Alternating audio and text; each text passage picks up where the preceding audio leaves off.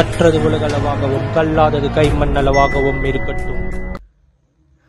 இந்த வாய்ஸ் கேட்டிருப்பீங்க. இது வேற எங்கேருந்து எடுக்கப்பட்டதில்லை. அகமதாபாத் பிளேன் கிராஷில் லாஸ்ட் மினிட்ல கேரளாலேருந்து போன ஒரு விமன், அகமதாபாத்லேருந்து லண்டனுக்கு கேரளாலேருந்து போன விமன், அவங்க பேசின ஆடியோ கால் தான் அது. லாஸ்ட் மினிட்ல அவங்க பேசின audio call.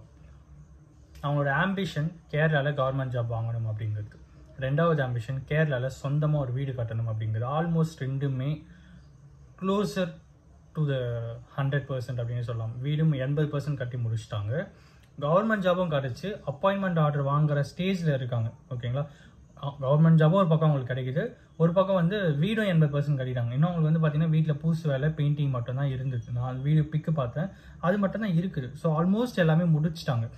So last week இந்த பிளேன் கிராஷுக்கு முன்னாள் நைட் வரைக்கும் அவங்க பசங்கிட்ட அவ்வளோ ஹாப்பியாக பேசிட்டு இருந்திருக்காங்க. நான் சீக்கிரம் வந்துடுறேன், நான் லண்டனுக்கு போயிட்டு எல்லாம் ஃபார்மாலிட்டிஸ்லாம் முடிச்சுட்டு ஒர்க்லாம் ரிசைன் பண்ணிவிட்டு என்னோட திங்ஸ் எல்லாம் பேக் பண்ணி நான் சீக்கிரம் வந்துடுறேன் அப்படின்னு சொல்லிட்டு மறுநாள் பிளெயினில் ஏறின அவங்க அடுத்த சில மணி நேரங்களில், சில மணி நிமிடங்களில் இழந்துருக்காங்க. அவங்க உயிரை இழந்திருக்காங்க. அவங்க குடும்பம் அவங்க இழந்து நிற்குது. ஸோ இந்த மாதிரி ஒவ்வொருத்தருக்கும் ஒவ்வொரு ஸ்டோரி ஒரு பக்கம் இருந்திருக்கு. ஒரு பக்கம் டாக்டரோட ஸ்டோரி, ஒரு பக்கம் டென்டிஸ்டோட ஸ்டோரி, ஒரு பக்கம் வந்து vlog கிரியேட்டர்ஸோடைய ஸ்டோரியாக இருக்கட்டும் அப்படின்னு சொல்லிட்டு ஏகப்பட்ட பேருடைய ஸ்டோரியில் வந்து நம்மளால் வந்து பார்க்க முடியுது. அந்த எல்லாத்துக்கும் மேலே இன்னும் டு பி ஹானஸ்ட் என்னால் இந்த பர்டிகுலர் இன்சிடென்ட்லேருந்து வெளியே வர முடியல. எங்கேயோ நடந்த சம்பவம் அப்படின்னு இருந்தாலும் இன்னும் என்னால் சுஜித் அவருடைய அந்த குழந்தைய மரணம் கூட என்னால் வந்து வெளியே வர முடியல. தீபாவளி அன்னைக்கு எல்லாருமே உலகத்தில், தமிழ்நாட்டில், இந்தியாவில் எல்லாருமே எதிர்பார்த்துட்டு அந்த ஒரு நாள் அந்த ஒரு குழந்தைக்காக நிறைய பேர் தீபாவளியே வந்து நிறுத்தி வச்சாங்க. செலிப்ரேட் பண்ணதே நிறுத்தினாங்க. அந்த அளவுக்கு எல்லாருமே அவ்வளோ நம்பிக்கை இருந்தாலும் குழந்தை உயிரோடு வந்துருவான்னு சொல்லிட்டு. ஆனால் அந்த குழந்தை கடைசி வரைக்கும் வரல. ஸோ அந்த சுஜித் அப்படிங்கிற குழந்தையோட நினைவு இன்னும் தாக்கம் எனக்குள்ளே இருந்துட்டு தான் இருக்குது. அதே மாதிரி தான் எந்த ஒரு விஷயமும் தீங்காத ஒரு வடுவாக என்னுடைய ஹார்ட்டில் இருக்கும் அப்படின்னு நான் நினைக்கிறேன்.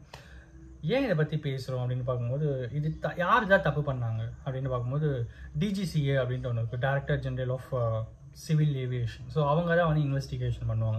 ஸோ எந்த பிளேன் கிராஷ் ஆகிற மாதிரி இருந்தாலும் சரி, அந்த அந்த அலர்ட்னஸ்லேயே 3 அலர்ட் இருக்குது. ஒன்று ஓரளவுக்கு ஓகே, கொஞ்சம் ரிஸ்க், இன்னொன்று ஹைலி ரிஸ்க். இந்த 3 அலர்ட்டில் எந்த அலர்ட் வந்தாலும் அவங்க உடனே வந்து DGCA வந்து இன்வெஸ்டிகேஷன் பண்ணுவாங்க. ஸோ அவங்க தான் அந்த பிளேன் கிராஷுக்கு ஃபுல் அண்ட் ஃபுல் வந்து இன்வெஸ்டிகேஷன் பண்ணுவாங்க.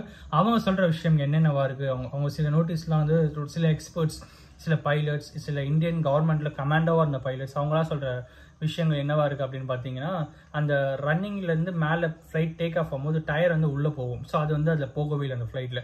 அதே மாதிரி விங்கில் வந்து ஃப்ளிப் இருக்கும். ஸோ அந்த ஃப்ளிப் வந்து ஃப்ளைட்டில் போனவங்களுக்கு தெரியும். விண்டோ சீட்டில் விங் கிட்ட அவங்களுக்கு தெரியும். அந்த விங்கில் வந்து பார்த்தீங்கன்னா ஃப்ளிப் மாதிரி ஒன்று வந்து அந்த ஃப்ளிப் வந்து க்ளோஸ் ஆகும். மேலே போன அப்புறம் அது வந்து க்ளோஸ் ஆகும். எதுக்கு அந்த ஃப்ளிப் ஓப்பன் ஆகும் அப்படின்னு பார்த்தீங்கன்னா, அந்த ஃப்ளிப் ஓப்பன் ஆகும்போது ஸ்பீடை வந்து கண்ட்ரோல் பண்ணும். ஃப்ளைட் இறங்குற நேரத்தில் ஃபுல் ஸ்பீடில் இறங்கும்போது அந்த ஸ்பீடை கண்ட்ரோல் பண்ணுறதுக்கு அந்த ஃப்ளிப் வந்து ஒர்க் பண்ணும். ஃப்ளிப் ஓப்பன் ஆகிடுச்சுன்னா ஸ்பீட் வந்து கண்ட்ரோல் ஆகிடும். மேலே டேக் ஆஃப் ஆகும்போது ஃப்ளிப் வந்து க்ளோஸ் ஆகிடும். ஸோ தட் ஃப்ளைட் வந்து இன்னும் ஸ்பீடாக வந்து மேலே போகும். ஸோ ஒரு 3வது ரீசன் என்ன சொல்கிறாங்க, அந்த ஃப்ளிப் வந்து க்ளோஸ் ஆகலை.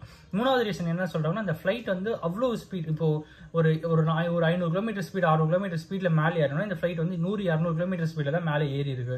ஆல்மோஸ்ட் 50% to 30%, எக்ஸாக்டாக நம்பர் தெரியல. ஸோ அந்த அளவுக்கு தான் ஸ்பீட் வந்து கம்மியாகவே மேலே ஏறி இருக்கு. அதனால அந்த ஃப்ளைட்டால் வந்து அதோடைய ஹைட் வந்து ரீச் பண்ண முடியல அப்படிங்கிற ஒரு பர்டிகுலர் விஷயத்தையுமே அவங்க வந்து சொல்கிறாங்க.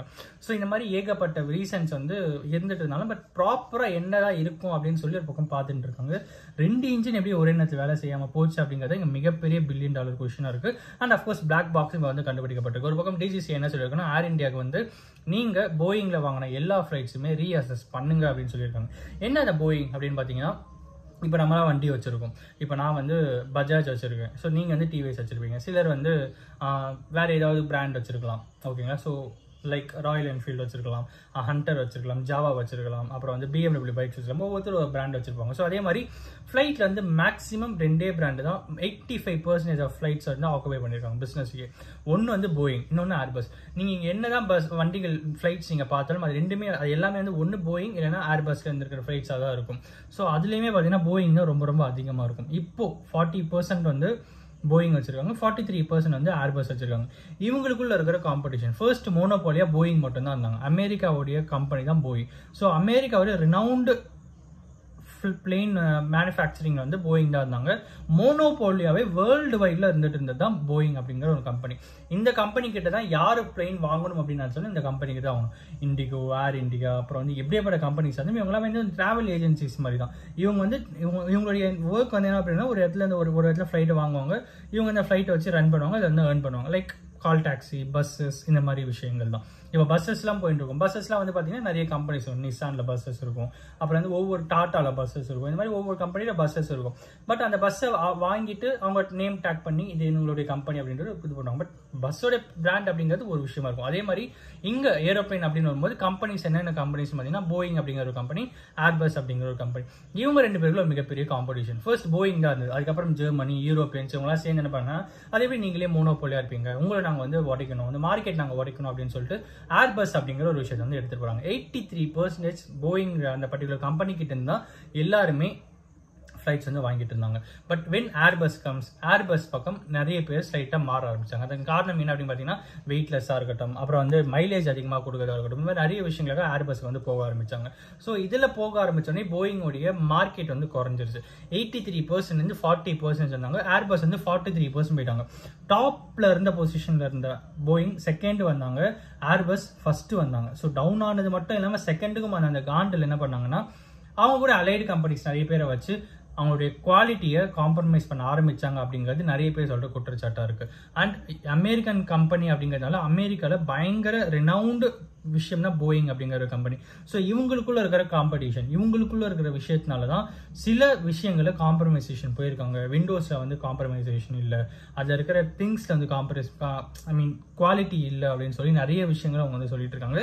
இதனால கூட போயிங் அப்படிங்கிற கம்பெனியோட போயிங்கோடைய இதெல்லாம் அந்த ஃப்ளைட்ஸ்லாம் பார்த்தீங்கன்னா குவாலிட்டி கம்மியாக தான் இருக்கும் அப்படிங்கிற மாதிரி சொல்லப்படுது. அந்த கம்பெனி வந்து வெளியே வந்தவங்க நிறைய பேர் குற்றச்சாட்டு வச்சிருக்காங்க. அன்ஃபார்ச்சுனேட்லி அந்த குற்றச்சாட்டு வச்ச 3 பேர், முக்கியமான 3 பேர் இன்னைக்கு வந்து உயிரோடு இல்லை. ஓகேங்களா? ஸோ அதுவும் ஒரு பக்கம் சில கேசஸ்லாம் போயிட்டு இருக்கு. ஏகப்பட்ட விஷயங்கள் போயிட்டு இருந்தாலும் போயிங் மேலே ஏகப்பட்ட குற்றச்சாட்டுகள் ஒரு பக்கம் இருக்கு. நம்மளோட டிஜிசி என்ன சொல்லியிருக்காங்கன்னா, நீங்கள் இதெல்லாம் பண்ணுங்க அப்படின்னு சொல்லி போயிங்குடைய ஃப்ளைட்ஸை செக் பண்ணுங்க அப்படின்னு சொல்லியிருக்காங்க. இனிதான் இது அவங்க பேசணும் அப்படின்னு சொல்லி யாருன்னா ஒருத்தருக்கு நாலேஜ் ஷேரிங் இருக்கும்னு சொல்லி நான் நம்புறேன். Thanks so much.